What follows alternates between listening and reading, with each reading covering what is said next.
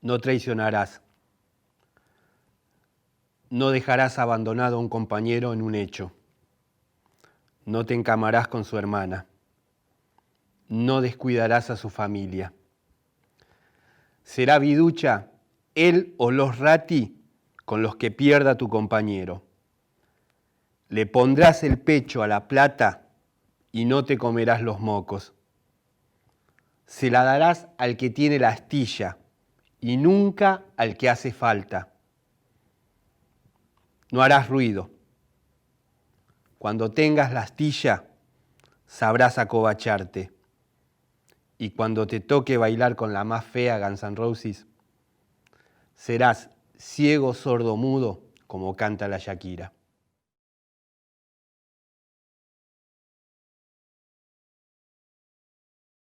Cuando yo empecé el taller con el maestro Laiseca y me empezó a tirar él consignas para laburar, además de tener esas temáticas que él tiraba, yo lo fui llevando hacia diferentes géneros y de a poco me di cuenta que donde mejor me sentía era en el policial. Ahora uno con el diario del lunes podés analizar por qué venía todo eso y tiene que ver con que mis primeras lecturas y a las que fui volviendo una y otra vez y ahora con total impunidad tienen que ver con el género. Me gusta muchísimo leer no solo policial, si bien también es lo que mayor consumo, sino también ciencia ficción, terror, ni hablar. Y me parece que lo que más me gusta del género es que tiene unas reglas definidas. Entonces, para uno que ya al ser escritor full time es muy fácil dispersarse, es bueno, eso te ordena o por lo menos te orienta hacia dónde tenés que llevar la historia y qué es lo que estamos esperando todos de ella. A mí me pasa que como escritor y cuando tengo la suerte de empezar a publicar o empezar a entrar en el ámbito literario, entre comillas, o como quieran llamarle, siempre me presenté como un escritor de policiales, porque siento que es lo que yo hago. Y hace 10 años atrás, cuando yo decía eso, tanto mi editor de ese momento como algún que otro colega con muy buenas intenciones siempre, ellos me dijeron que dijera que era escritor a secas, porque no era un momento por ahí para el género.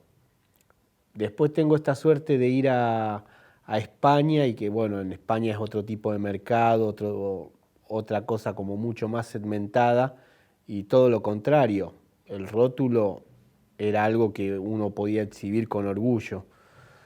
Después, en algún momento, es como que salimos todos del placar, ¿viste?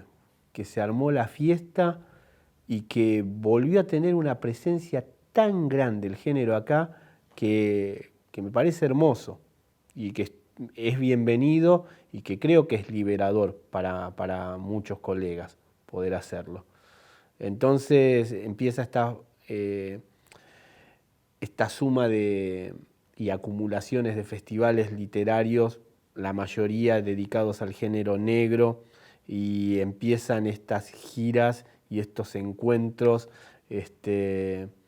así entre sorpresivos y ocasionales con colegas en los que podemos hablar de nuestras pasiones, de nuestras lecturas y de estar más cerca de los lectores, y eso me parece lo más lindo, ver que hay muchos lectores, pero muchos lectores de género, y poder compartir en estos festivales y esas cosas mesa y estar cercana a esta gente, ¿no?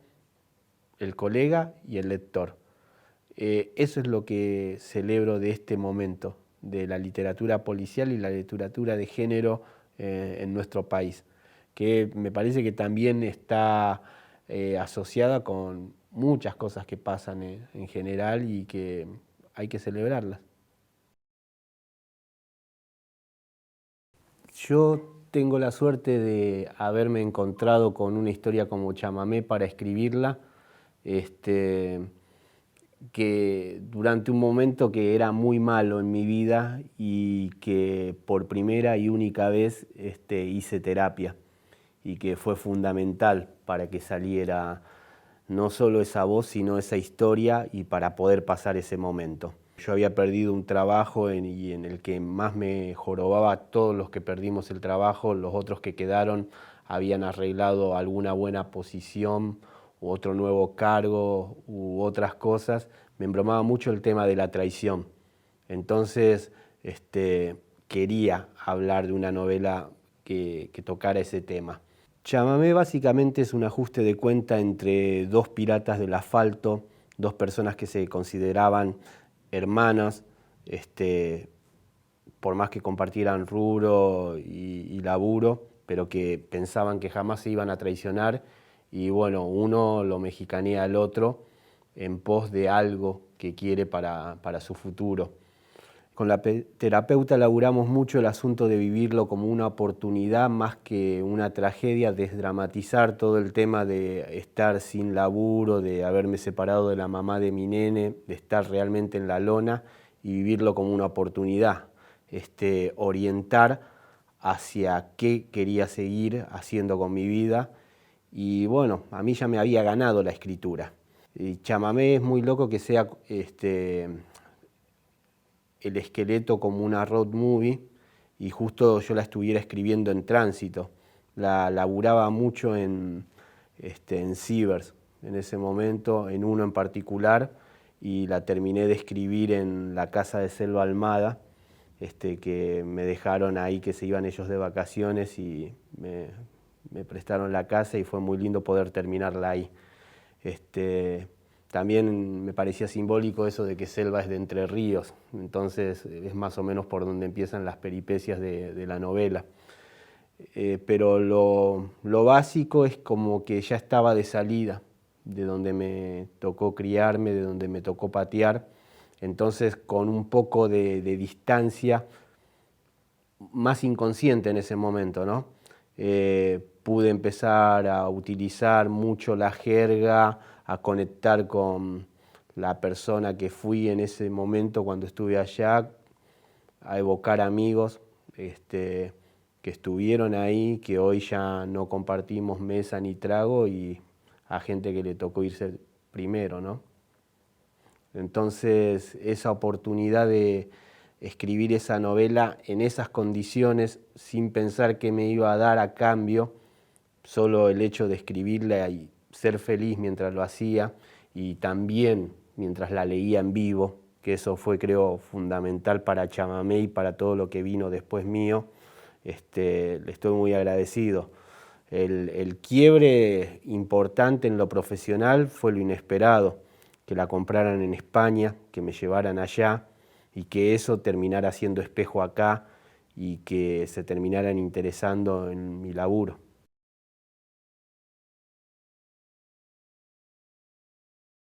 Gólgota es una novela que arranca durante el 9 de julio del 2007, que es el día de la nevada, y que cuenta una de las historias tristes que pasan ante el frío, porque por ahí todo había quedado en la anécdota de nevó y jugamos y nos tiramos con las bolas de nieve y esas cosas, pero realmente varios lugares que ya de por sí sufren con el clima, este tema fue bastante fulero. Una adolescente que se practica un aborto clandestino, la madre en su desesperación y mientras la chica se está desangrando, no sabe si llevarla directamente al hospital parisien o llevarla con una curandera, una persona que es religiosa y que en teoría cura con la fe, ahí en la villa, y se juega por esta última, y la mujer al ella haber hecho un aborto, decide no atenderla porque eso en teoría a los ojos de Dios ha sido una atrocidad y la chica termina falleciendo. Eso termina también desencadenando un efecto dominó entre un policía que supo ser la madre de esta chica, el gran amor de su vida, y que a él le toca justo ir a presenciar el suicidio, buscar el cadáver, el suicidio de la madre, y el tipo se empieza a plantear si la chica era su hija o no, y aunque no fuera su hija, para honrar a ese gran amor, no dejar las cosas como estaban, e ir a buscar a los responsables de toda esta tragedia, que para él, en su enceguecimiento por el odio y por el dolor de esta pérdida, el responsable es la persona que dejó embarazada a la chica. Entonces, bueno, como policía, él sabe que puede hacer cosas que están por afuera de la ley y poder quedar impune, y es su idea, y obviamente todo esto desencadena cosas mucho peor.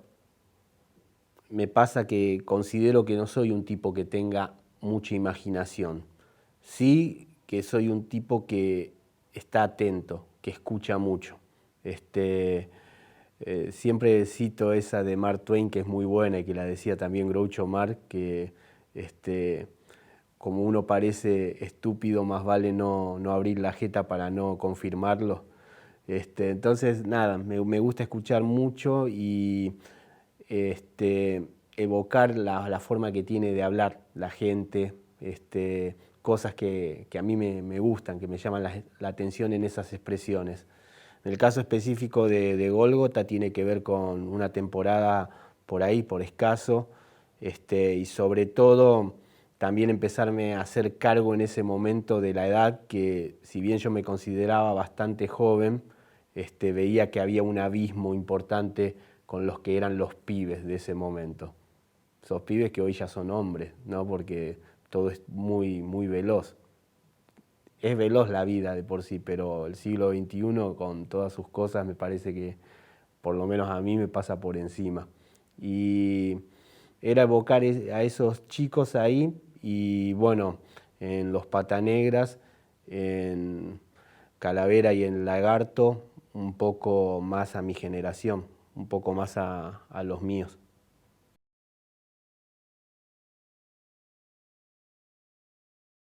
Hace que la noche venga surge de investigación que dejé de lado de la novela anterior que había escrito, que era El tigre harapiento, que tenía que ver con las excavaciones de los subtes. Yo ahí vi que había otro mundo para contar y me empecé a adentrar en eso.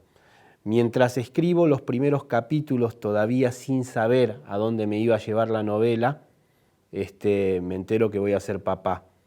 Y creo que todo eso hace que la novela se vuelva mucho más luminosa que esos 3 primeros capítulos que ya tenía. Y que de manera inconsciente empezara yo a jugar con todas las cosas que quería compartir con mi hijo, más cuando me enteré que iba a ser varón. Y ese es un gran error con Hace que la noche venga, porque yo considero que es como mi novela más varonera, y sin embargo las que más me escriben son mujeres, que se ve que a todos nos gusta por igual el tema del western, ¿no? La otra vez un tipo, no sé si me estaba queriendo sacar un beso o no, pero me decía que el western es más o menos como el melodrama para los hombres, ¿viste? Y no estaba tan errado, me parece, ¿no? Orgullosamente poder hablar de eso. Entonces, el policial me parece que como género lo mejor que tiene es que es híbrido y se puede bancar, coquetear con otros géneros, ¿no? Entonces, en Hace que la noche venga era jugar un poco con el terror, traer también lo fantástico, y después que en el final cada lector diga con qué visión se queda. Por un lado, con la del narrador principal, con la del 3, que él sí está coqueteando más con lo fantástico, pero no nos tenemos que olvidar que es un borrachín, que por ahí puede ser que esté loco, quien no. Y por el otro lado, Manzotti, que él es como la fuerza más racional. De ahí también el juego y la cita a Edgar Allan Poe y a su obra, ¿no? Porque también en ese momento yo necesitaba homenajear todo este tipo de literatura que a mí me hizo tan feliz, y que me parece que a mí me pasa como autor. No me pongo a analizar qué es lo lo que estaban queriendo hacer así o no. Yo soy como Bonavena, tengo un botoncito que dice sí, otro que dice no y funciona así. Y bueno, a mí me pasa que me gustó, no me gustó y me gustó muchísimo. Y bueno, eso quise hacer ahí en AC.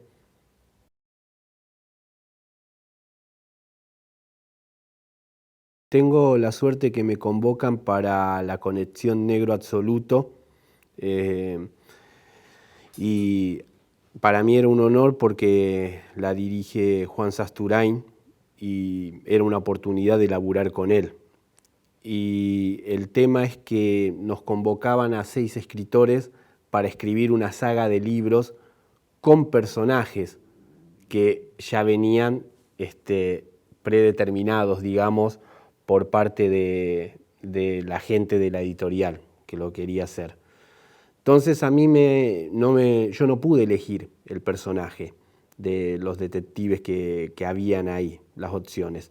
Yo fui el último que entró y los otros ya habían elegido y a mí me tocaba una parapsicóloga en los 90. Entonces empecé a negociar porque mi maestro, la ISECA, en teoría él sabe bastante de ese tema, pero yo también pensaba que hay mucha gente que está adentrada en eso y que no la podía dibujar. No me podía hacer el loco de decir, bueno, hoy hay luna en Mercurio, entonces matamos. No, no sé, tenía que incorporar eso y para los plazos que nos daba la editorial, calculaba que no iba a poder llegar a asimilar un conocimiento así.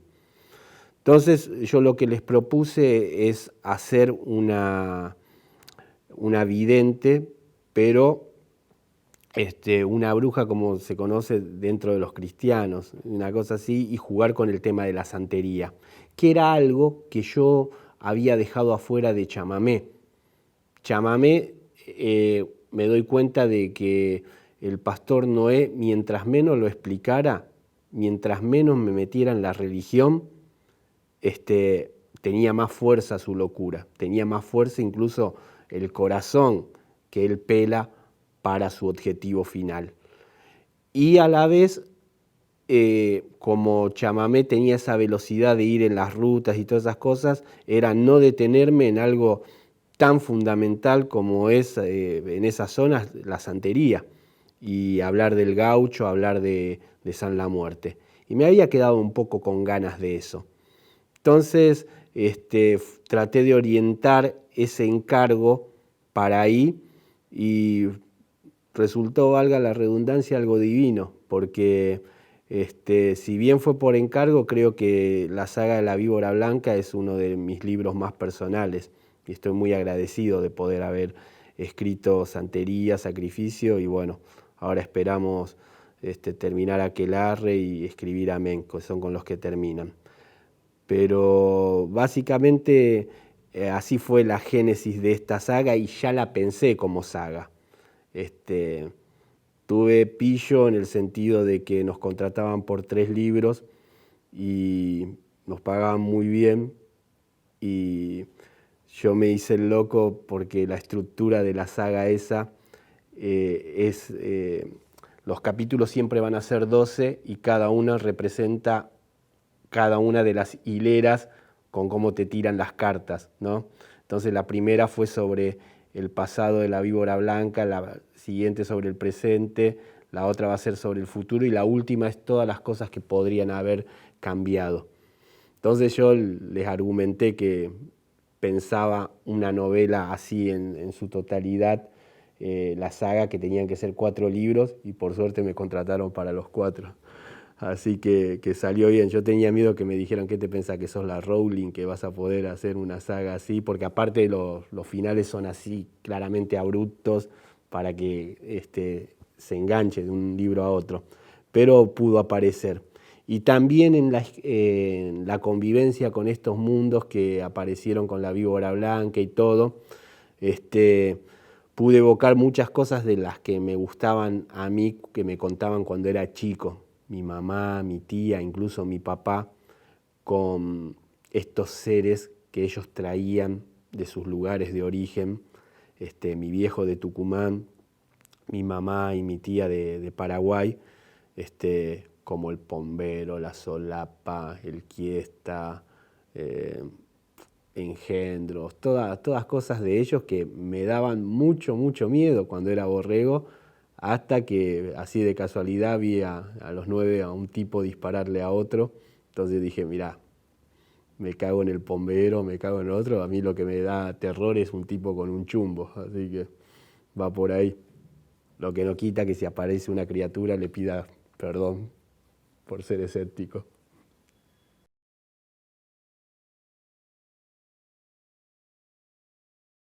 Un momento a mí se me dio por querer escribir una novela y en la que pudiera homenajear también otras de mis lecturas y otra de las cosas que para mí fueron importantes, digamos como póster o como íconos, que tenía que ver con los superhéroes.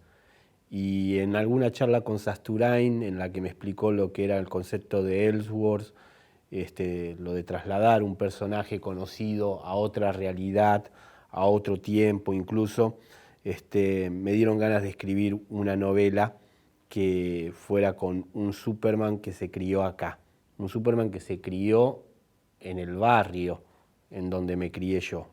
¿Qué hubiera pasado con ese bebé que desde chiquito, en lugar de caer en la granja esa de Estados Unidos y que lo críe Kevin Costner, hubiera caído en el terreno baldío ahí cerca de una villa en Isidro Casanova y lo criaran mi mamá y mi papá? Entonces, eso es básicamente Kriptonita. Para mí era importante que entrara lo fantástico, porque creo que es algo que también es de los pilares de este tipo de historia, pero no alejarme del registro policial que vengo laburando ya hace un tiempo y que me interesa a mí explorar, que tiene como puntapié inicial siempre algún hecho social, algo que es real, y de ahí laburarlo hacia la ficción.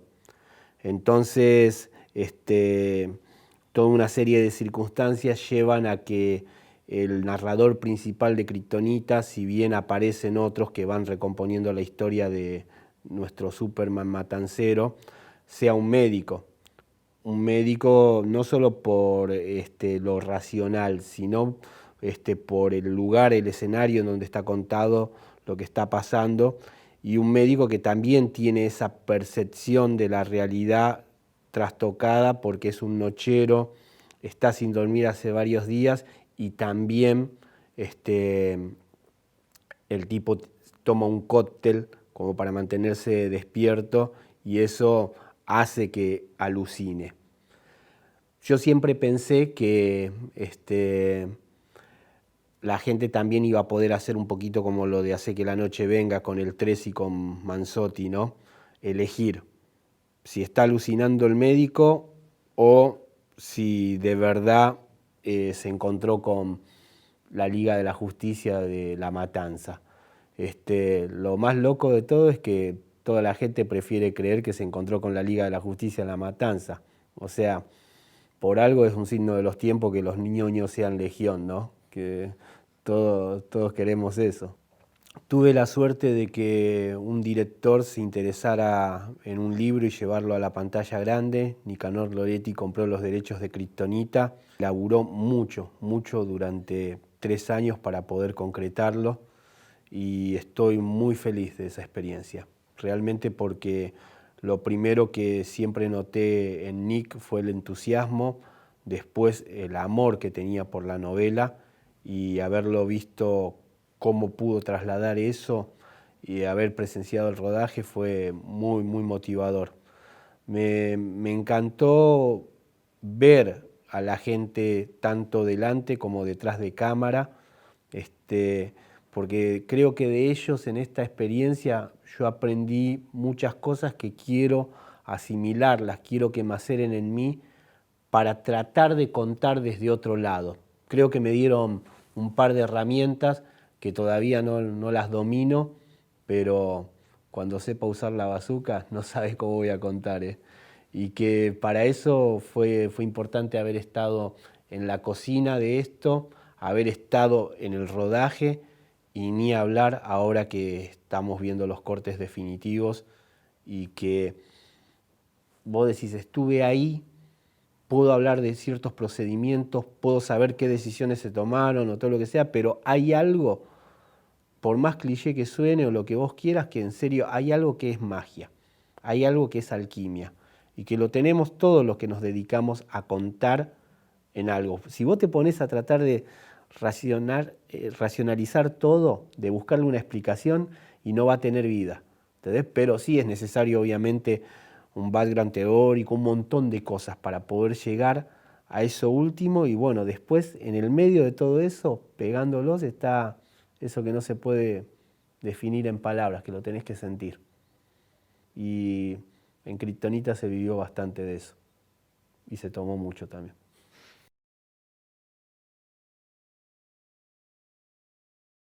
Por chamamé yo tengo la suerte de viajar a España y en ese primer viaje que hice tuve mucho tiempo libre porque me agarró Semana Santa.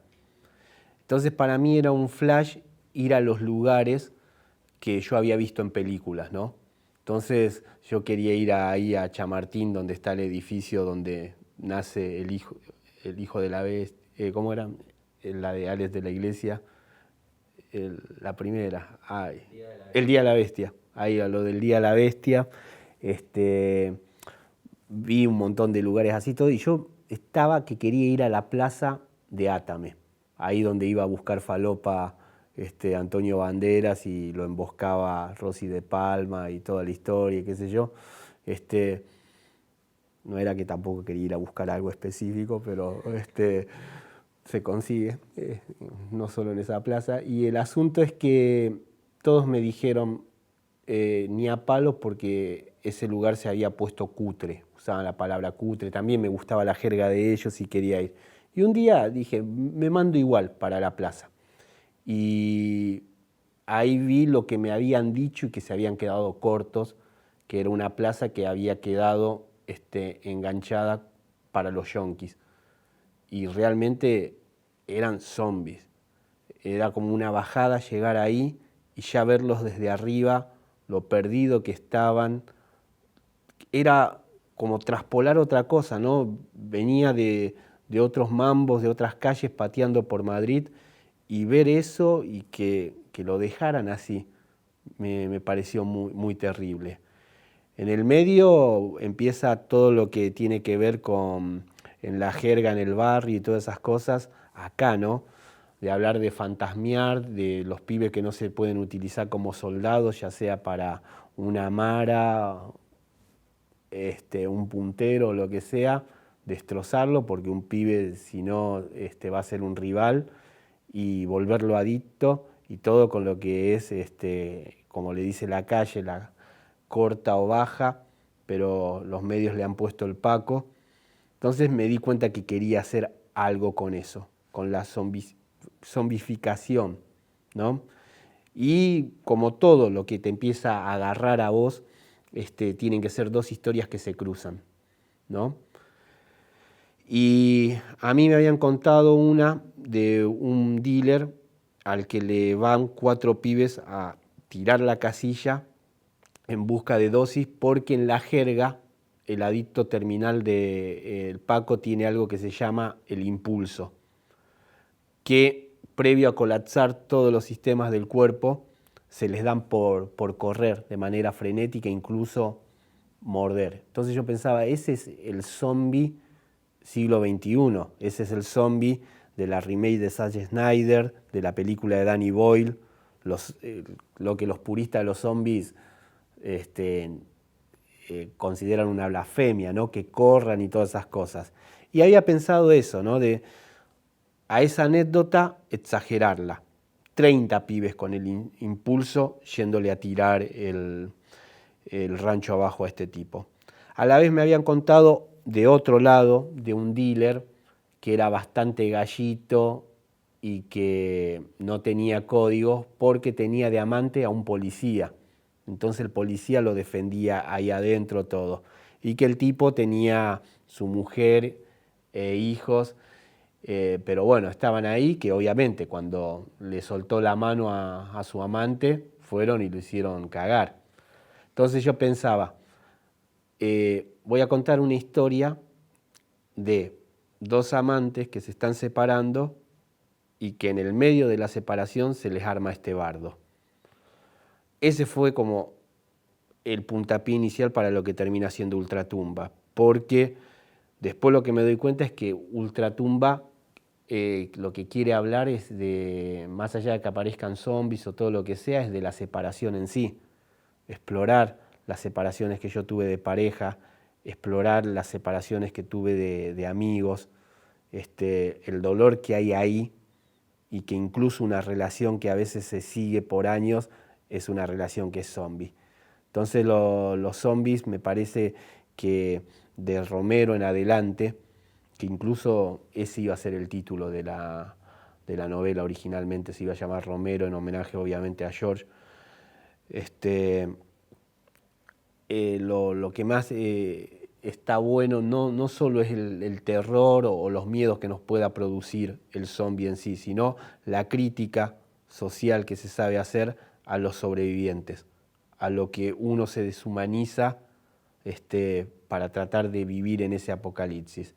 Fue un proceso largo, pero del que estoy contento porque en el medio, por kriptonita, por santería y sacrificio, inesperadamente empecé a ir a unidades penitenciarias y empecé a estar en contacto con personas privadas de su libertad.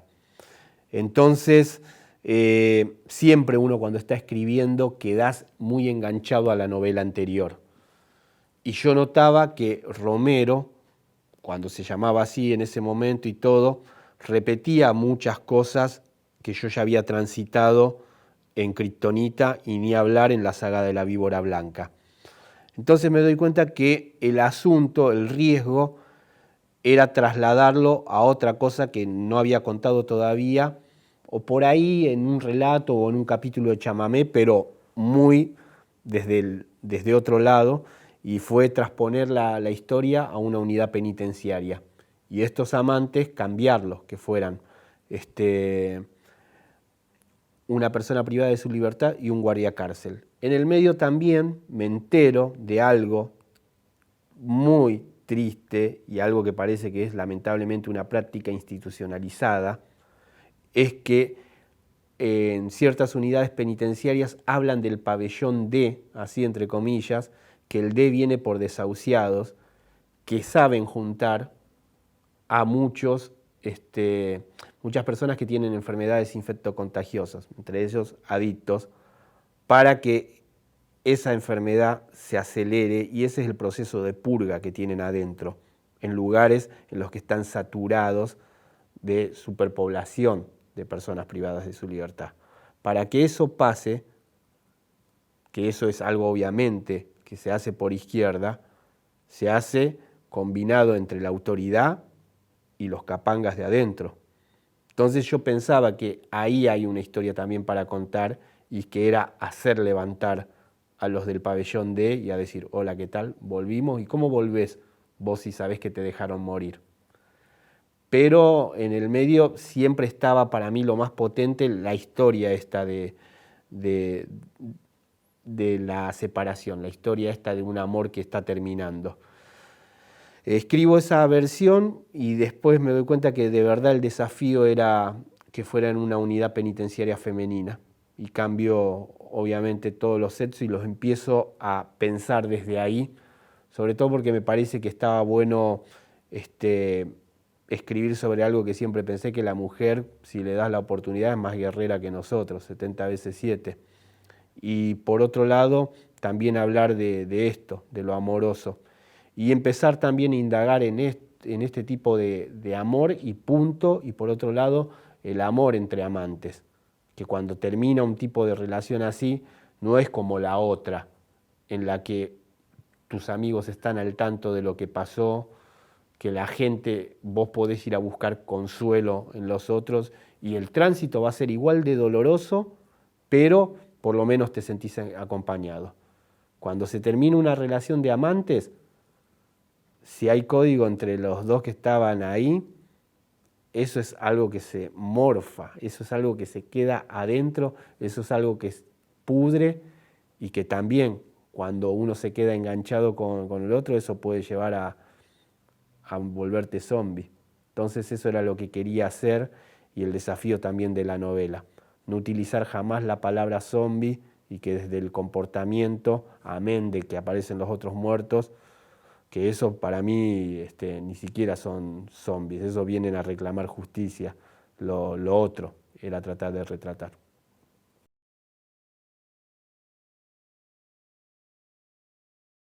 Antes de largarte a escribir, primero tenés que haber leído mucho.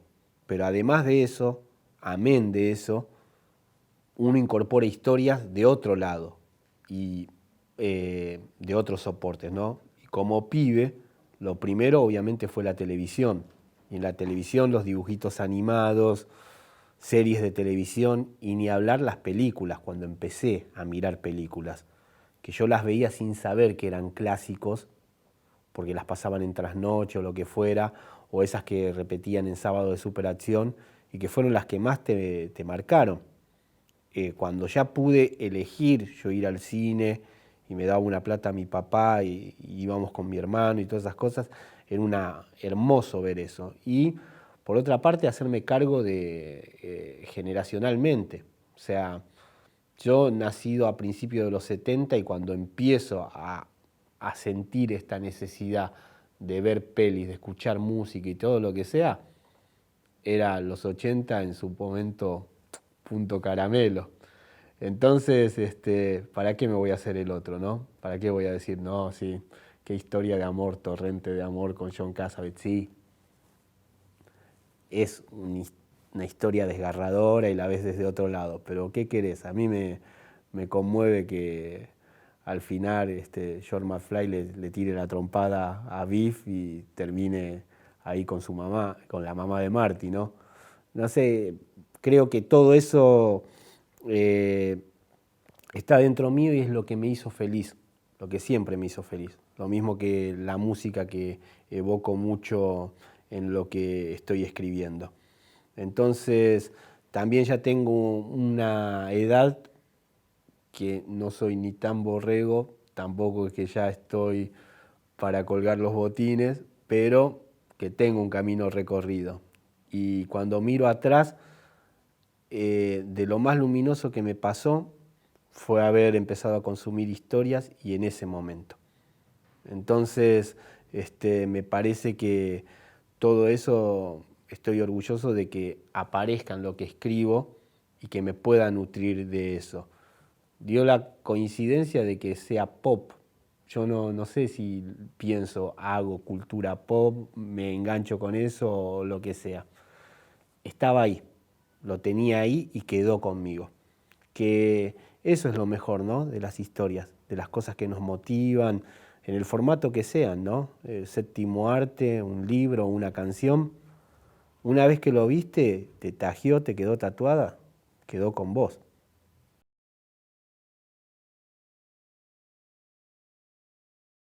Las vacaciones con la familia no eran realmente vacaciones en el sentido de que ibas a un punto turístico a descansar. Era ir a ver a familiares, a los parientes que tenía tanto en Tucumán como en Paraguay. Entonces, en algún punto, hasta que tuve una cierta edad y me pude emancipar de eso, este, a veces ibas más obligados, otras con más ganas, y era un año a un lugar y otro año al otro. Entonces esas idas y venidas ahí era encontrarte con otra realidad y no tanto, porque por ahí es como que ya estaba preparado con los relatos de mis viejos, esas cosas, y con los recibimientos que teníamos por parte de mis primos, de mis tíos y esas cosas allá. Por otro, era ver otro tipo de lugar, sobre todo donde estaba mi mamá, de mucha pobreza. Entonces, viste, quedarse muy en el molde con lo que te tocaba a vos. Y eso obviamente a la hora de escribir, al evocarlo, lo agarrás sin juzgar y aparecen muchas cosas. Lo principal y más para mí que soy un escritor de género y todo, me parece que tiene que ver con todas las peleas típicas que hubo por el asunto de que en teoría nosotros con mi hermano éramos porteños. Y viste, y vos no somos porteños nosotros, somos matanceros, somos de La Matanza, somos de Isidro Casanova y todas esas cosas, pero anda a explicarlo mientras te están estrangulando, ¿viste? Son otros temas y me parece que eso fue tratar de evocar, reírnos un poco de eso en la parte, digamos, más cercana a la realidad.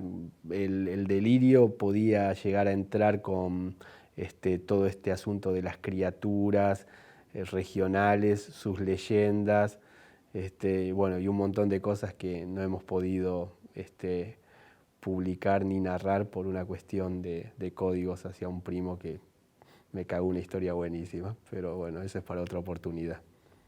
Le había puesto, venía pisteando como un campeón que me encantaba el título, pero bueno, no pude publicarlo.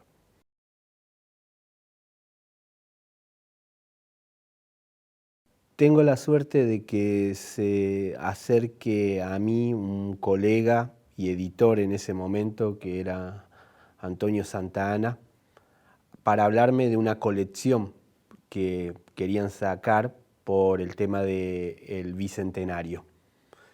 Y me convence por dos motivos. El primero, que me habla de las otras colegas con las que iba a estar yo ahí en la colección, y yo ya venía teniendo una muy buena relación con Claudia Piñeiro, pero además también en la colección iba a estar con Lili Bodot, que la admiro muchísimo y que veía que era una oportunidad de conocerla y de poder compartir algo mientras estuviéramos cada uno con nuestras respectivas novelas, y ni hablar en el lanzamiento de la colección.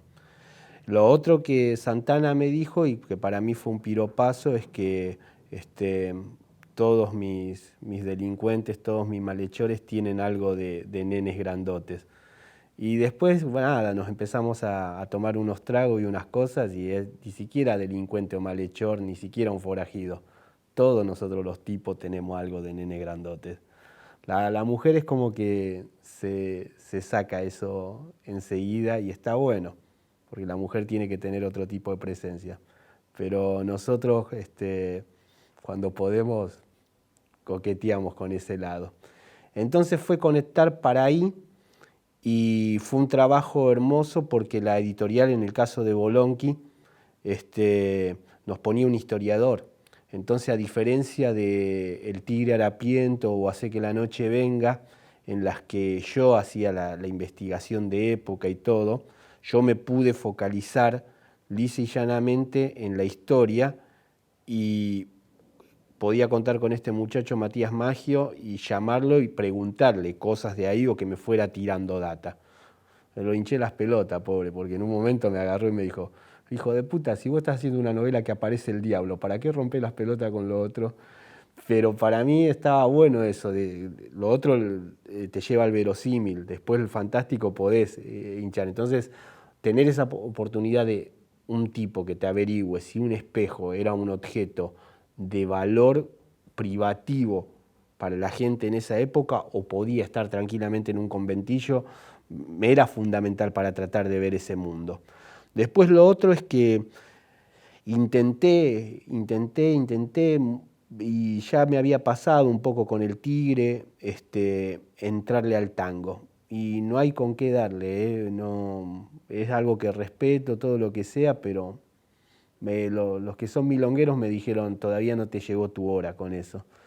Pero quise hacerle homenajes a esta gente y ser hiper respetuoso, y en el camino me encontré con un par de poetas, letristas, que me parecieron increíbles, Julián Centella y Álvaro Yunque, que esos son sus nombres artísticos. Entonces a ellos los quise homenajear, y los protagonistas son Julián Centella y Álvaro Yunque, pero sus nombres verdaderos: Aristides Gandolfi y el Anleto Bergiati. Así que también jugar con cosas que había leído de sus biografías y traspasársela a esos chiquitos que después iban a ser estos dos locuras, en una noche de locura, y en la que también me pude dar el lujo de hacerle un homenaje a todos los colegas varones con los que compartimos taller en lo del maestro Laiseca. Entonces, la clave con Bolonqui siempre pasó por el juego, por esas primeras palabras que me había dado Santana y llevarlo así al extremo, y también, bueno, tocar otro de los vicios que uno supo tener, que tiene que ver con la timba. El gusanito del juego en adelante, ¿viste? Va por ahí. El tema con Sopapo es que tuvimos una muy buena relación con toda esta gente. Conocí a las editoras de literatura infantil, gente muy, muy copada, pero sobre todo para escribir Bolonqui ellos me tiraron muchos libros de literatura juvenil actual y también de literatura infantil. Y me pasó que mi nene era chiquito y justo había salido Kryptonita, y él agarraba el libro y decía, mi papá escribió este libro y es la historia de un Superman que es gordo, toma mate. Él te describía la tapa nomás, pero claro, todavía no sabía leer bien y ni a palos iba a poder leer ninguno de los libros que yo había escrito hasta el momento, y incluso Bolonqui le representaba a esa edad un desafío en la lectura. Entonces tuve muchas ganas de escribir algo que él pudiera leer, y también conectar con algo más luminoso.